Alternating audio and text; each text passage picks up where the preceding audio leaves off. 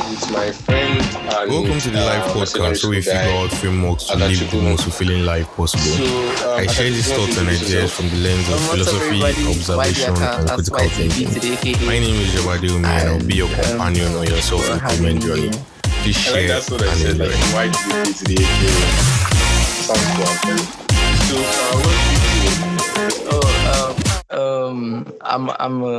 should I call myself a rapper?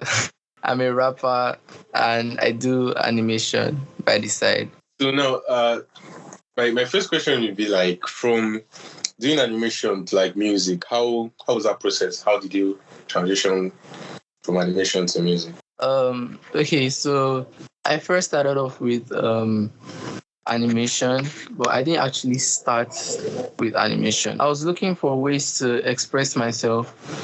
So I was just like looking for what to do and everything. So there was this trend going on that was going on in the YouTube community. That was around 2020, and it was the people were doing storytime animation. So I was like, oh, that's actually cool. I could just tell stories with animation.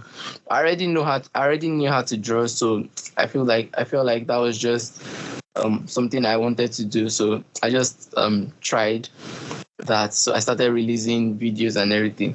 But then I just got I just got burnt out from it though. I still had the talent and everything, but I just got burnt out. I felt like that wasn't really what I wanted to do. So I tried writing. I wrote some stuff down. So out of boredom, I would just like try and rap those things out or try and sing them out. And that's how I just got the catch of making music. So with that, I just wrote. I was feeling somehow about because I felt like that was 2023. It felt like a lot was just happening and everything was just pouring on me and everything. So I just felt like writing, and I just started writing a lot of things down. But then when I tried to rap it out, it was just like I was ranting. So I gave what I wrote. I gave what I wrote to Propaganda Gray. He's another artist. He's very nice. I gave it to him, and he helped me construct the lines and everything. So when he constructed them, I just looked at them. I was like, oh wow, this is how I feel on paper. That's actually very cool. But then I was like, let me write it. Let me rewrite it in my own way. So I wrote it again, and that was my first song. And I released that on YouTube with Ezra and Disciple. Yeah. So the question is like, have you always had passion for music, or is it just something that you discovered recently? Music is not I won't say I don't have passion for music, but I feel like I had a vision. Because in a normal day, I was more of a consumer than someone who made music. I listened to a lot of music. So I felt like I was just someone who listens to music until I started writing, and there was this vision I had where I was selling out stadiums or making people who were like hurt. My songs were making people who were hurt turn to believers, not just believers, like believers in themselves and believers of God. So I feel like it was like something that was deep, and I'm still on that journey, like looking for the meaning or the interpretation of that vision. So I don't think this is about passion. It's about like the vision I had, but I still have the vision. So both ways. And it's the vision that like keeps the music flowing. It's the vision that puts you in a direction for your music. Yeah, that's where the lyrics come from. Because every time I think back to that vision, I'm like, I really want to discover, like I really want to find out because I can't just, their visions now, they can't just come to you by mistake. So every song I make is to look for the interpretation of that vision, like what's this about? What was the tipping point for you, the point that made you feel like this animation thing wasn't working and music had to be the thing? Like, were you even sure that music was that thing that you could go into? At some point, motivation from people, like just a specific instance that you're like, okay, I think music should be my thing? At some point, I started doubting myself because I always felt like animation was everything. Like that was why I was born. Like I felt like it was me and animation till I die. But when music started coming in, I started asking myself, how did it happen that I could go a day, I could go 3 days without animating? And I started looking back at the like where I started from or how I got here, and I realized I still actually have a lot of passion for animation, but it's a different case because when animation is just something I love doing, right? Let me say it this way. I'm more focused on the vision I had than animation because I know that if I decide to drop music today, I can still go back to animation. And concerning music, I've had so many doubts because I'm like, can I sing? I cannot sing. I remember when I started making music, I really hated my voice because I was like, my voice is not nice to me. So why am I still doing this? And it's so funny because with the way I was feeling and everything, I couldn't even meet anyone for advice or motivation because I felt like people felt the same way about my songs or my voice, so they couldn't really tell me to my face because they love me or something. So I just kept everything in and I just kept making songs after songs until I started liking my voice. So animation is still something I want to do. It's still something I do because my cover arts are like low-key animated. They're like cartoonish and everything. And I did that purposely because I don't want to let go of animation. So I want to do this kind of thing in the sense that instead of me letting go of animation and focusing solely on music, why don't I just do something that involves animation and music? For example, if I make a song, why can't I just animate, do like a short music video that's like animated?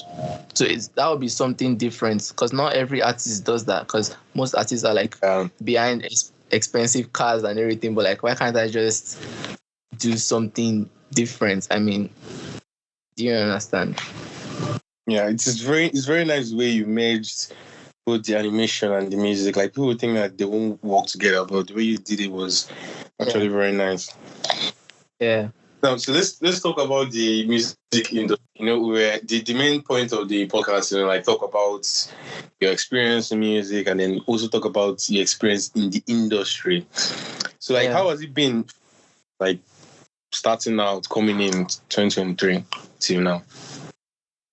Honestly, the music industry is very, very, very competitive. Like there are so many people that are into music, so many upcoming artists. Some are good and some otherwise. And it's just it's just so much because there are artists who go to the studio, upcoming artists who go to the studio, and there are other artists who just record for themselves. So like everybody is like, it's like a tug of war situation. And if artists who go to the studio, who record in the studio, make quality songs, don't get recognized, so how are other artists, upcoming guys, upcoming, are the like upcoming artists who aren't recording in studios, how are they going to be recognized? So it's like it's a very tough situation because if you check Instagram, you see a lot of artists doing videos upon videos. Like everybody is like doing the same thing. Everybody just wants to get out and get themselves out, put their music out there, and it's just a very tough crowd. It's like it's a tough industry, to be honest. And like some artists, I won't say like half of them, but like some artists that come out, like are coming into the music industry, they're not coming in just because for the love of the music, or like they're trying to bring something new to the game or to music listeners. They're looking at it for a way out, just like you said, like monetary terms. And I know that for most of what we do, like you have to receive some outcome out of it. It might be monetary, it might be any other form. Yeah. But the people that do music, that make music solely for money and don't care about the listeners itself. Like, what was your own opinion on that? It's to me, it's very, very disrespectful, and it's like a slap to the face to those who are actually putting in the work, putting in the effort. There are people, a lot of artists, upcoming artists, both upcoming, and it's a slap to the face to both upcoming and both established and upcoming artists, because there are people out there who work tirelessly, who stay up tirelessly making music or going to the studio. They sleep in the studio, they do things in the studio, and just to get their music heard. There are people who depend on music in the sense that if they don't listen to music for a day, they are not okay. Something is missing. And you just going to the studio, recording what you feel like, not considering the situation and everything, just doing what you feel is right, or I don't know. It's not, I feel like music is something you don't just do for yourself. You do it for people, right? Because you're not going to be the one listening to your music. I mean, come on, you can't listen to your music and it's get 100 million streams unless there's something wrong. You're making music for people. So I feel like when you're making music for people, you should think, okay, how is this person feeling? You can't just say, oh, because you made money or because you made something out of music, you should record a whole album talking about how you made something out of music. Come on. There are people out there who are looking for answers, who are looking for solutions. There are people that are lost. Why don't you make music for those kind of people? Or there are people who, there are just different situations I feel like people can tap into instead of making a mockery out of the industry, because you can't just say because there's money in the industry, you want to get into the industry, get the money and get out of the industry. Come on, that's very selfish to me. So that's the way I feel about the whole thing, and I'm not really in support of that. And do you feel like it affects the music industry long term? And then, for other people that might come in, or for like the people that have stayed in the music industry for a while, do you think like this situation affects it? Yes, definitely, because there are a lot of upcoming artists. There are a lot of artists who haven't been heard, and they make music that touches the soul. They make quality music. But if everybody is already used to taking garbage, they feel like every other artist is garbage too. For example, if let's say an artist called Carton, let me just say it, I'm just giving that as an example. If an artist called Lil Carton or something is making music for the club every time, and people who are hurt listen to that kind of music, it doesn't really do anything for them. So they feel like, what are artists these days even dropping? So, people are so quick to judge. So they just qualify every other artist as garbage, because they're like, no, Joe, this isn't, the music industry is dead or something. And that kind of perception is going to affect artists who haven't had the chance to get it, or I don't know the right word to use. So it's not nice for other artists. And there are artists out there who genuinely want to like make the industry a better place. So because human beings I feel like human beings are easily, I don't want to say manipulated, but like easily, they change easily. So if an upcoming artist sees that this is the way artists are doing, they want to like change themselves to that kind of thing. For example, if what is trending now is music that talks about, let's say, trendy music.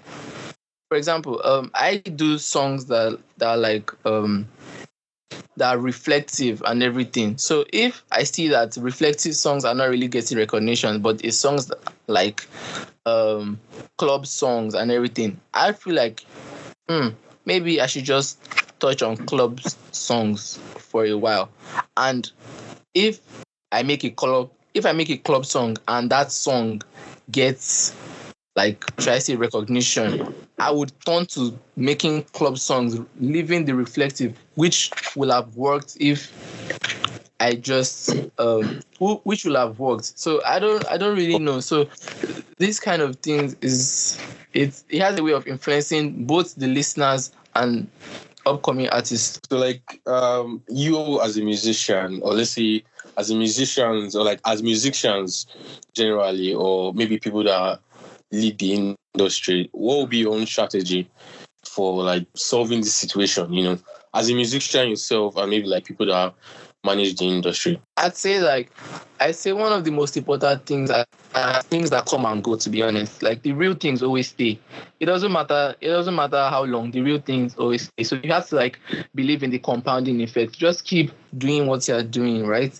Don't fold, don't change and be like, oh, because trendy music is blowing, maybe I should just. So please don't do that. Please stick to your sound, all right? And they tell you rap doesn't sell. Rap. If they are saying singing doesn't sell in Nigeria, because people are to look into it and overthink it. If it's what you want to do, please do it.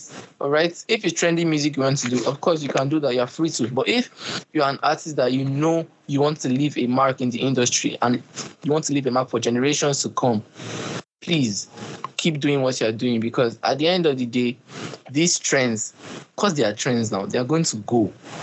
They are going to go. Like, if you look back, most of the trends, the stuff that were trending before, they don't really trend anymore. That's the way trends work. They trend for a while.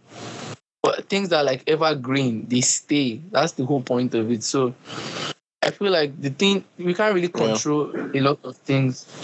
We can't control a lot of things in the industry. So we just have to control what we can from our side, and that's our music. We just keep making music that we feel, that comes from our soul, that comes from our heart, hoping for the best, basically. Yeah. And you've been pushing your P, because I went to Apple Music and I checked your discography, because your first song here in Apple Music, August, and then from August till December, you had 8 songs. You dropped 8 singles, and you dropped an EP again with extra 4 songs. Like, I can see you're going hard, man. And 2024 again, you have like. That's the mood. So, that's the mood. Recently, you dropped an album. What's the name of that album again? Yeah, Unconventional Spaces. Funny enough, the name itself, it sounds introspective. Like you're trying to talk about, like patient, or like thinking about different things. It's like, what was your thought with the album? Right, throughout that album, my heart was with artists that are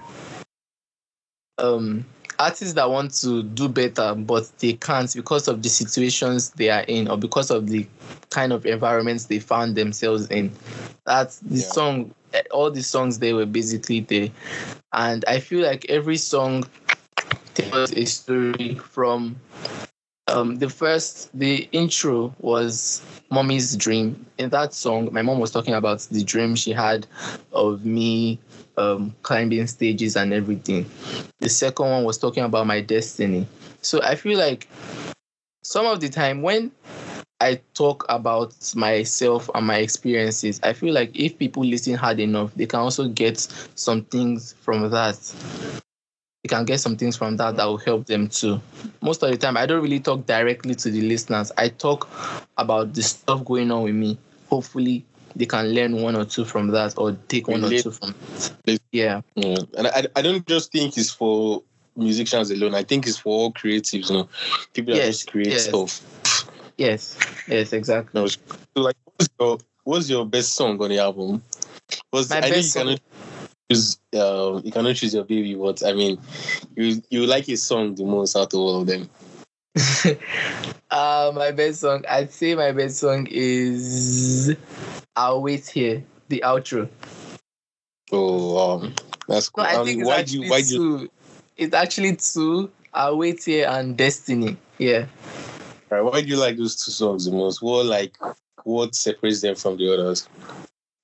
When I wrote Destiny, I was really confused, to be honest. I was so lost in life, because I'm like, what is going on? Like, it was as if nothing was working out. But then, because of the way my songs were, because I don't record songs in the studio, I record like on BandLab or on my laptop and everything. So it was just uncomfortable for me because I'm like, I know that if I record this song in the studio, it's going to be a hit, but I can't go to the studio because of the way things are. So like, what is going on? That kind of thing. So I was like, maybe I should just stop making music until I can actually get to a studio. But then I was just thinking to myself, I was like, why will I have to wait till I get to a studio before I could pour out my heart, that kind of thing. So the chorus of the song goes, "This is my destiny, I have to show the best in me." So this is my destiny, I have to show the best in me. So I was just saying to myself, like, whether or not I record in a studio or whatever, I just have to just show that it's there, that this passion is there. Like, I really want to do this and I want to do this, basically. So that's what destiny is all about. Then I'll wait here is like, it's a reflective song. I was talking about I was having a conversation. It was like a dialogue, basically. It was like a monologue, sorry. It was like a monologue where I was talking to myself. I was saying things like maybe I was thinking maybe I should just, that was me thinking out loud. I was just like, maybe I should just stop music, or I don't know. I said a lot of I don't knows in that song. So I was just thinking to myself and I was like, should I stop? Should I not stop? Or what should I do? That kind of thing. I was like, it doesn't really matter what I do, but I'm here. I'm waiting here. Like whatever happens, I'm still waiting here. I'm not stopping. So that's what the song was basically talking about. That's cool. So I forgot to ask, what was the inspiration for your name, YB Aka? YB Aka. The YB in my name is actually an acronym. It's Yahweh's Blessing Aka. So you could tell that it's not really something I was, because let me give you a little backstory about the whole how I came up with my name. So at first there was this random guy I met, I think on one random group chat, and his name is Kamani YB. But then I saw like YB, that name is actually nice, because I know they call this guy, what's his name, NBA young boy. They call him YB. So I was like, I think that YB name is actually nice. So I took the name and I started calling myself Aka YB. I copied the guy. I called the guy. So I started calling myself Aka YB. So to me, I gave the YB an acronym. I called it Aka Your Boy. So during the time when I had that, it was very weird. Aka Your Boy, like, what's that? So during the time where I had that vision, it's like a lot of things changed and my mindset and everything just changed, and I just started Yahweh's Blessing Aka. Like it was just like a turnaround, basically, and that's why I'm really focused on this journey, because I know it wasn't by mistake that I had that vision 1, 2, and it's not a mistake that the name Yahweh's Blessing Aka came to me, and it's so sweet in the mouth. Like, why be Aka? Like, come on. My last question for you would be, is there anything that you'd like to say to the world? Yeah, it's actually a lot of things I'd like to say, but I'll just keep it brief. I want everyone to know that sometimes, everything doesn't actually have to work out. And that's actually part of the plan. Like, you can see, like, in a week, you could wake up one day and everything just goes wrong that day, and that's fine. You don't have to get it right all the time. Like, every day doesn't have to be sweet, and that's something you have to live with sometimes. But you just make sure you're doing your part, because that's like the most important thing. If you are playing your part, just know you're good. Like, if you play your part, just know you're good. You just have to keep going. Like, don't stop for nothing, because at the end of the day, it's all about the time, right? It's all about time, because when I mean it's all about time, I don't mean, oh, just wait. No, don't wait. You have to keep working and let time meet you. Don't let time meet you and you're just lying down. No, that would be the worst thing because you have to wait again. That thing that you're waiting for is going to come to you. It's just something. Just look around you. Look around you. See, okay, have I done the things I'm supposed to do? If you've not done, you have to keep working towards it, and when the time comes, everything will just start falling in place. And that's the most sweetest thing in this life, when everything starts falling in place. So just keep at it. It doesn't matter how many people are seeing it, how many people are cheering on for you. That's fine. Some people might cheer for you today. The people that are cheering for you today, they might not actually cheer for you tomorrow. Because people are people. Come on. So you just have to make sure you're cheering on for yourself, because at the end of the day, you still be left alone with yourself at one point or the other. So just make sure you have yourself, right? And don't forget God in the process. Do not forget God in the process. God comes first. Your relationship with God comes first, because at the end of the day, it's still God. Come on. It's not just about the timing. It's about the divine timing, because it's not just about any time. It's about God's time too. God's time is very important. You can't leave God out of the equation sometimes. No, sorry. You can't leave God out of the equation because He's God. Come on. So make sure you have God, right? You're tight with God, right? You're tight with God. You're working hard, and you're not doubting yourself because of situations or what people are saying to you. People's opinion they don't matter, to be honest. They really don't, right? No matter how nice they sound, sometimes people's opinion don't matter. So yeah. Yeah, that makes sense, man. That makes a lot of sense. Thank you for coming on the podcast, sharing your opinions and your experiences for everyone. So here we go. YBaka, and to be very bad if you listen to this and you don't check out his album, Unconventional Spaces, I would link it in the description, and listen to it anywhere you get your music, Spotify, Apple Music, Audiomack, Amazon Music, and other platforms, Tidal, whatever. So yeah, thank you for joining. I appreciate it. Thank you so much for the opportunity. Thank you.